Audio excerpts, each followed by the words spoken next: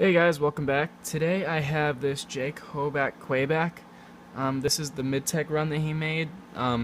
He made about 400 of them, and I was lucky enough to have a friend that grabbed one and let me borrow this. Um, if you want to check his channel out, he's probably going to be doing a video on this soon. His name is Lucas Finley. Check him out. He does a lot of great videos. So, a lot of cool things about this knife. A lot of great features. Has the Hoback rolling detent, which makes for a super smooth like opening and closing. It's really great.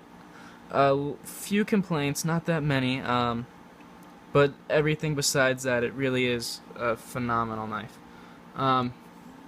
You have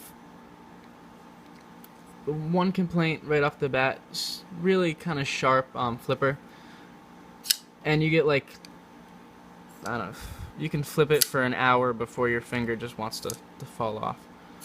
So look at that incredible, like, I just opened this too. There's really like,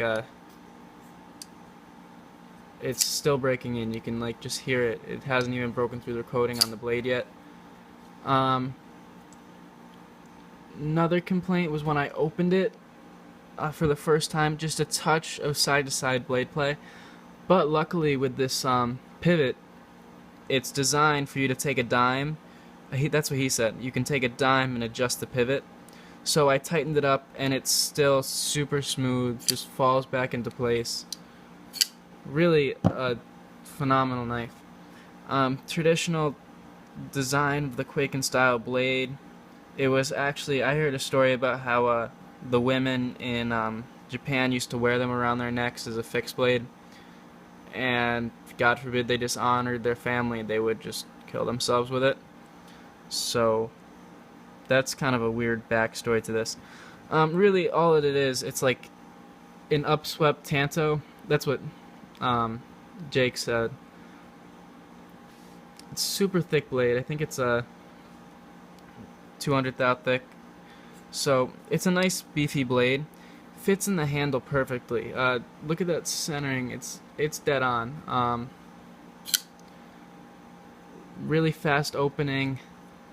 This is a modifier's dream. Just two slabs of plain titanium with a nice stonewash blade. One complaint about this stonewash is that it does, I don't know what he did to it, but usually in stonewash you got these nice little teeny like scratches all over the place, and it makes it look nice. But like there's a few big scratches that like actually show, and I haven't touched the blade, I haven't carried it yet. All I've done is flip it, and it's like right there's one. There was actually a little spot on the pocket clip right there. But not a huge fan, but honestly it shows wear. It really won't show wear at all, so I won't mind it. Jimping, you don't really feel it.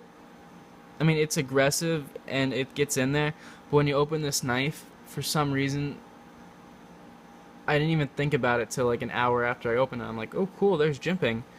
One of the nice things about the jimping though is there is this like it's red almost inside of it, like in the grooves, and it just adds a touch of color to this to this plain knife. Spring clip, not a huge fan for a $500, $600 knife, and now on the secondary market they're getting up like bumped up to $700, $800, even $900, which is absolutely crazy. I love this knife. I mean, I would buy it any day for $600, easy, out of pocket. I could not buy it for $9. I couldn't. Just knowing what it's worth, I would have to look around and find much better deals.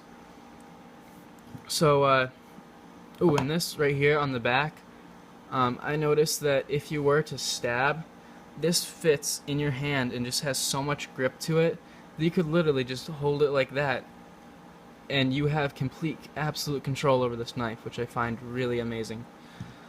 I'll do a few side comparisons right now. First to a better known Zero Tolerance, butt to butt, and you can see the Kwaiback is a little bit bigger.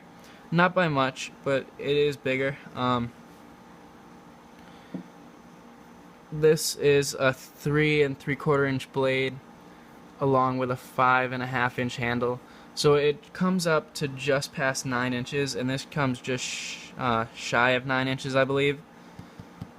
So there you go. And check out this ZT action. I worked on it for a long time. It's just crazy dropping the handle smooth. Just wanted to put that out there. Here you go. Here's a close-up of this rolling detent, which you're probably not going to see it all that great. But there's this little part right here that you can adjust it, make it weaker detent, stronger detent. I think the detent on it right now is perfect. I believe on all of the, I'm not sure if it's on all of it, but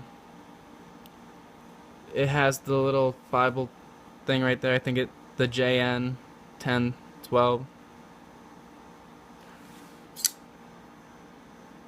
Really a phenomenal, crazy, absolute sharp S35 VM blade. I'm afraid to touch it to anything, and I won't, because it's not my knife. I actually picked it up for him, and this is what it came in. It's very plain. It just says Jake Hoback Knives, Kwaiback, S35 VM. Nice little cutout in here. I didn't get any other paperwork with it besides his invoice. So it just, that's what it comes in.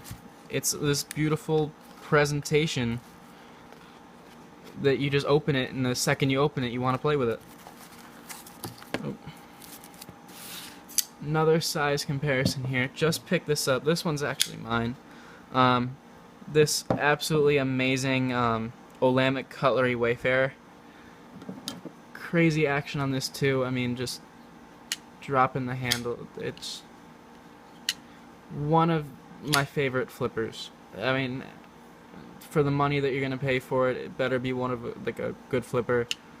But it's just amazing. And I actually opened this up, and the pivot system that he has in this knife is just amazing. It's caged ball bearings, but there's these little like metal discs around the ball bearings, which just make it so smooth.